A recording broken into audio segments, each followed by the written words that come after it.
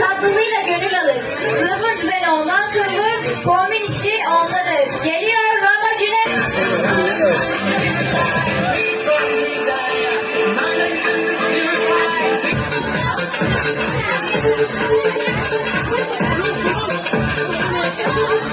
Sayın konuklar, yolda kimse durmasın. Oturun.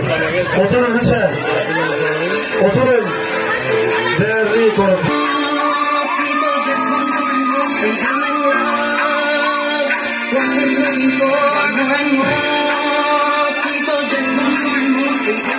Güler yüzü hiç olmaz, sakinliği dikkat çeker. Sevgileri kalbim.